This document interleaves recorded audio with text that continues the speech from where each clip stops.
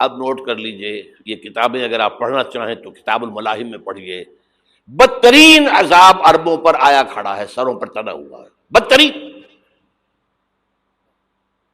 ایسی جنگ ہونی ہے الملحمۃ العظمی، جس کو کہ میں بھی آپ کے گواہی پیش کر دوں گا، جسے کہا گیا ہے دی لاسٹ کروسیڈ۔ بش نے بھی کروسیڈ کا لفظ بول دیا تھا، پھر واپس لیا اس نے۔ نکل جاتی ہے جس کے منہ سے سچی بات مستی میں، فقیہ مصلحت بین سے وہ رندے بادہ خار اچھا، کروسیڈ کہہ کر پھر واپس لیا۔ یہ کروسیڈ،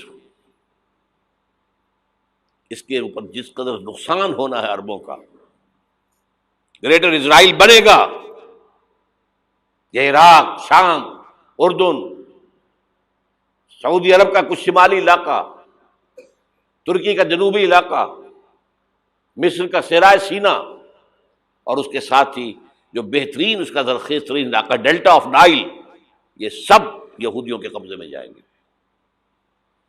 اس کو حدیث میں کہا گیا الملحمۃ العظمی۔ عیسائی 80 علم لے کر ہے مسلمانوں تم پر حملہ آور ہوں گے، اور ہر علم کے نیچے 12,000 فوج ہوگی، 9.5 لاکھ فوج۔ یہ نیٹو کی تیاری کس کے لیے ہو رہی ہے؟ جب یو ایس ایس آر کا خاتمہ ہوا تو پوچھا گیا تھا نیٹو چیف سے، اب کس لیے؟ تمہارا وہ دشمن تو ختم ہو گیا، اب ہمیں اسلامک فنڈامنٹلزم سے نمٹنا ہے۔ وہ جانتے ہیں خطرہ یہی ہے، اب اسلام ابھر سکتا ہے، مسلمانوں کے سینوں کے اندر وہ آگ ہے، اوپر خاکستر آ گیا ہے، تم کہیں اٹھانا بیٹھنا، یہ اندر تو انگارہ ہے، اوپر سے راکھ ہے، اس سے دھوکہ نہ کھا جانا ان کے دلوں کے اندر۔ اور بش نے کہا تھا مسلمان چاہتے ہیں کہ ہسپانیہ سے لے کر انڈونیشیا تک نظام خلافت قائم کریں، اور میں حیران ہوا تھا کہ اس کمبخت کو ہسپانیہ کا خیال کیسے آ گیا؟ ہمیں تو کبھی آتا ہی نہیں، اب ہم تو بھول گئے، وہ تو 500 برس پرانی بات ہے جبکہ وہاں سے ہمیں نکال دیا گیا تھا۔ اگرچہ اقبال نے کہا تھا ہے ارض فلسطین پہ یہودی کا اگر حق، ہسپانیہ پر حق نہیں کیوں اہل عرب کا؟ ہسپانیہ میں تو 800 سال حکومت کی مسلمانوں نے، اور ابھی 500 برس ہی گزرے ہیں نا۔ یہودی تو ارض مقدس سے 2000 سال نکالے گئے، انہیں لا کے آباد کیا گیا، عربوں کے سینے میں خنجر بھونک دیا گیا۔ وہ چھوٹا سا ملک جو چاہتا کرتا، کوئی پوچھنے والا نہیں۔ امریکہ جیسے اپنے بیٹے کی حفاظت کرے ویسے کرتا ہے اس کی۔ اور حضور نے فرمایا ہے وہ جنگ جب ہوگی تو ایک باپ کے اگر 100 بیٹے ہوں گے تو 99 ختم ہو جائیں گے، ایک بچے گا۔ یہ حدیث ہے، حدیث ہے صحیح۔ اور آپ نے فرمایا ویل للعرب من شر قد اقترب، عربوں کے لیے ہلاکت ہے، عربوں کے لیے بربادی ہے اس شر سے جو قریب آ چکی ہے۔ اور آج جس طرح انہوں نے ان کی تہذیب کو اختیار کر لیا ہے، دبئی جا کر دیکھیے، بدترین مغربی معاشرہ جو ہے وہ دبئی کے اندر ہم نے قائم کر کے دکھا دیا۔ اب سعودی عرب اس راستے پر بڑھ رہا ہے۔ اور اس کے بعد نمبر 2 پر جو ہے ہم پاکستانی ہیں، لیکن میں اس کے وہ پہلی بات جو کہہ رہا ہوں وہ تو یقینی ہے، اس میں تو احادیث صحیحہ موجود ہے۔ اگرچہ اس کے بعد پانسا پلٹے گا، پھر حضرت مہدی کا ظہور ہوگا، حضرت عیسیٰ کا نزول ہوگا، اور وہ گریٹر اسرائیل گریٹر گریو یارڈ بنے گا یہودیوں کا، ایک ایک یہودی قتل ہوگا اور دفن ہوگا۔ یہ بات میں ہونا ہے، میں پہلی بات بات کر رہا ہوں۔ وہ پانسا پلٹے گا جب پلٹے گا، ابھی جو سامنے ہے وہ کیا ہے؟ جس ملحمۃ العظمی کہا حضور نے، جسے آرمگیڈون کہتے ہیں عیسائی۔ آرمگیڈون کی اگر کہیں جا کر آپ دیکھیں گے، آپ ڈکشنری میں مانی تو کیا لکھا ہے؟ A very big war which will be fought between the forces of evil and good before the end of this world۔ اس دنیا کے خاتمے سے پہلے خیر اور شر کی قوتوں کے درمیان بہت بڑی جنگ ہوگی۔ ارمجدون اسے کہتے ہیں عربی میں، اور آرمگیڈون اسے کہتے ہیں انگریزی کے اندر۔ اور یہ بائبل کی آخری کتاب کے اندر ہے، جو اس میں کہ مکاشفات یوحنا، ریویلیشنز آف سینٹ جان. یہ تو میں کہہ رہا ہوں یقین کے ساتھ، اور زیادہ دور نہیں ہے، آیا چاہتا ہوں. اس لیے کہ یہودیوں کا اور عیسائی جو کنزرویٹوز ہیں، نیو کنزرویٹوز، ان کا 5 نکاتی ایجنڈا ہے متفق علیہ، جس کے تحت کہ یہ جنگ صلیبی شروع کی گئی ہے. وہ سن لیجئے آپ. آرمیگیڈون نمبر 1، گریٹر اسرائیل قائم ہو جانا اس کے نتیجے میں نمبر 2، مسجد اقصی اور قبۃ الصخرہ کو گرانا نمبر 3، وہاں تھرڈ ٹیمپل، وہ مسجد جو حضرت سلیمان نے بنائی تھی 1000 قبل مسیح میں، پھر برباد کی تھی نبوکدنضر نے، دوبارہ بنائی گئی، پھر دوبارہ ختم ہوئی 70 عیسوی تک گری پڑی ہے. ان کا خانہ کعبہ گرا ہوا ہے 70 عیسوی سے لے کر آج تک. ایک دیوار ہے ویلنگ وال، جہاں جاتے ہیں، روتے ہیں، پیٹتے ہیں، ماتم کرتے ہیں، وہاں وہ بنے گا تھرڈ ٹیمپل. اور نمبر 4، اس میں لا کر رکھا جائے گا تخت حضرت داؤد کا. یہ تخت کہاں ہے اس وقت؟ یہ لندن شریف کے اندر، جو ان کی پارلیمنٹ کا جو چرچ ہے، ویسٹ منسٹر ایبے، اس میں رکھا ہوا ہے. ایک پتھر تھا جس پر بٹھا کر حضرت داؤد کی تاج پوشی ہوئی، پھر حضرت سلیمان کی ہوئی، پھر وہ پتھر رکھ دیا گیا جب حضرت سلیمان نے بنایا ہیکل مسجد اقصی، وہاں رہا وہ. ہر بادشاہ جو تھا یہودی اسی کے اوپر بٹھا کر اس کی تاج پوشی ہوتی تھی. سن 70 میں ٹائٹس نے گرایا اسے، ہیکل کو، وہ پتھر لے گیا، وہاں سے روم گیا، روم سے آئرلینڈ گیا، آئرلینڈ سے اسکاٹ لینڈ آیا، اسکاٹ لینڈ سے انگلینڈ آیا، اور اب وہ رکھا ہوا ہے 14ویں صدی عیسوی سے آج تک. وہ ویسٹ منسٹر ایبے میں رکھا ہوا، ایک کرسی کی سیٹ میں اسے بنا دیا گیا ہے تخت کی شکل میں. اب انگریزوں میں کوئی ملکہ ہو، کوئی بادشاہ ہو جس کی بھی تاج پوشی ہونی اس میں ہوتی. یہ لا کر رکھا جائے گا تھرڈ ٹیمپل میں، اور اس پر یہودیوں کے خیال کے مطابق ان کا مسیحا آئے گا جو مسیح دجال ہوگا. عیسائیوں کے خیال کے مطابق حضرت عیسیٰ آئیں گے، وہ ہمارا بھی خیال ہے حضرت عیسیٰ آئیں گے علیہ السلام. بہرحال یہ تو بات کی باتیں ہیں نا. اس وقت جو میں عرض کر رہا ہوں، عربوں پر بہت بڑا عذاب، اور پاکستان کا معاملہ البتہ یہ ہے، میں یقین سے نہیں کہہ سکتا.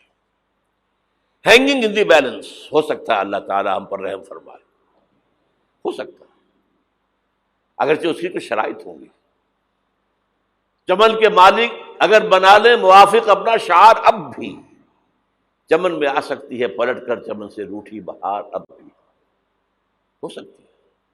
اور یہ بھی ہو سکتا ہے کہ اللہ تعالیٰ نے معجزانہ طور پر ہمیں ملک دیا، ہم نے اللہ سے بدعہدی کی، وعدہ خلافی کی، غداری کی، لہذا سزا دی جائے اور ہم سے یہ ملک چھین لیا جائے. It's just possible. دور نہ سمجھے اسے، انہونی بات نہ سمجھے. جو گھیراؤ ہو رہا ہے آپ کا، آپ کے مغرب میں نیٹو فورسز اور مشرق میں بھارتی فورسز گدھوں کی طرح بیٹھے ہوئے انتظار کر رہے ہیں پاکستان اور ڈسٹیبلائز ہو جائے، یہاں اور بدامنی ہو جائے. اب لاہور میں پھر آج دھماکے ہو گئے ہیں. 2 دن پہلے کا دھماکہ میں سہ کے آیا ہوا ہوں، آپ کے سامنے بیٹھا ہوں. وہ جانیں بچی ہیں، جو ہماری اکیڈمی کا حشر ہوا وہ تو میں آپ کو نہیں بتا سکتا. یہ سارا کیوں ہو رہا ہے؟ تاکہ یہاں بدامنی ہو جائے اور ہمیں جواز مل جائے. مغرب سے نیٹو فورسز داخل ہو جائیں، مشرق سے بھارتی فورسز آ جائیں، اور ہمارے ایٹمی دانت توڑ کر اور پھر ہمیں بھارت کے سامنے ڈال دیا جائے. نو ڈو ایز یو لائک. یہ ان کا نقشہ ہے. ہوگا کیا وہ اللہ جانتا ہے، ہوگا وہ جو اللہ چاہے. لیکن اللہ کا چاہنا جو ہے وہ کس پر منحصر ہے؟ یہاں انقلاب برپا کرو، یہاں اسلام لاؤ. اگر دھندوں میں لگے رہو گے تو وہ خود بخود نہیں آ جائے گا انقلاب. صحابہ نے جانیں دی تھی، کتنی تکلیفیں اٹھائی تھی. 12 برس تک مکی دور کے اندر با نشہ درویشی در ساز و دمادم زن، جو پختہ شبی خدرا بر سلطنت جم زن. یوم طائف یاد ہے جو حضرت عائشہ فرماتی ہے کہ میں نے پوچھا تھا حضور سے کہ یوم احد سے زیادہ سختی بھی آپ پر کبھی آئی؟ یوم احد پر کیا ہوا تھا؟ تلوار کا وار پڑا تھا آپ کے چہرہ مبارک، یہ جو رخسار کی ہڈی ہے اس کے اندر وار گیا ہے، اوپر خود کی 2 کڑیاں تھیں وہ اس میں گھس گئیں، 2 دندان مبارک شہید ہوئے۔ وہ خود کی کڑیاں ایک صحابی نے اپنے دانتوں سے پکڑ کے کھینچنے کی کوشش کی، دانت نکل گئے، وہ نہیں نکلی، کیا جتن کر کے نکالی گئی ہوگی تو خون کا فوارہ آیا، اتنا خون گیا ہے کہ آپ بے ہوش ہو گئے، گر گئے، اور مشہور یہ ہو گیا کہ آپ کا انتقال ہو گیا، شہادت ہو گئی۔ یہ سیرت کبھی پڑھی ہے؟ حضرت عائشہ کے ہوش کا تو یہی دور تھا نا، یوم طائف میں تو آپ کی کیا تھی، بچی تھی، انہیں کیا پتا کیا ہو رہا ہے حضور کے ساتھ۔ 3 دن تک حضور مکے کی گلیاں اور وہاں کے اوباش لوگ پتھراؤ کر گئے تھے اس امید میں کہ شاید وہاں کا کوئی سردار ایمان لے آئے، تو یہاں تو ابو طالب بھی فوت ہو گئے، یہی دنیاوی سہارا تھا، خاندانی سہارا تھا ابو طالب کے ذریعے، اور گھر میں ایک دلجوئی کرنے والی رفیقہ حیات تھی، وہ بھی، ان کا بھی انتقال ہو گیا۔ آپ نے کہا یہ عام الحزن ہے، اب تو سب کو طے ہو گیا قریش کو کہ اب جیسے قتل کر دو ان کو، اسی لیے آپ گئے طائف، شاید وہاں کا کوئی بڑا سردار مانے، ایمان لے آئے مجھ پر، تو میں اپنا مرکز ادھر شفٹ کر دوں۔ تینوں سے ملے ہیں، تینوں نے وہ جواب دیے ہیں، نکل جاؤ یہاں سے، میں تمہارے ساتھ بات بھی کرنے کو تیار نہیں۔ اچھا، تمہارے سوا کوئی نہیں ملا تھا اللہ کو نبی بنا کر بھیجنے کے لیے؟ دیکھو جاؤ، میں بات نہیں کرنا چاہتا، ہو سکتا ہے میں بے عزتی کر بیٹھوں، واقعی تم اللہ کے نبی ہو تو میں مارا جاؤں گا، جاؤ جاؤ جاؤ۔ یہ سلوک محبت کے ساتھ ہوا ہے۔ اور پھر چھوکروں کو، اسٹریٹ ارچنز جنہیں آپ کہتے ہیں، اشارہ کیا تھا، خبر لو ان کی، پتھراؤ ہو رہا ہے، ساتھ کوئی ہے ہی نہیں، ایک آدمی صرف، زید ابن حارثہ۔ اب سامنے سے پتھر آ رہے ہیں تو حضرت زید آگے آ جاتے ہیں، ڈھال بنتے ہیں، مجھے لگے پتھر حضور کو لگے، آپ پیچھے سے آ رہے ہیں، چاروں طرف سے تو ڈھال نہیں بن سکتا ایک شخص، جسم لہو لہان، خون جا کر جوتیوں میں جم گیا ہے، جوتی اتر نہیں۔ پھر وہاں سے واپسی پر جو دعا مانگی ہے،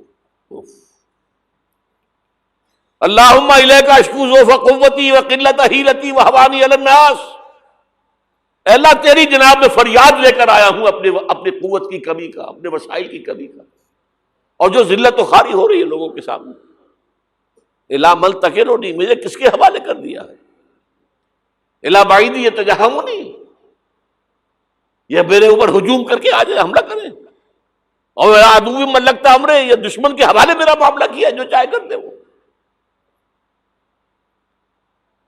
لیکن پھر عبدیت غالب آتی ہے، ان لم یکن علی غضبک فلا ابالی، اللہ اگر تو ناراض نہیں ہے تو مجھے کوئی پرواہ نہیں،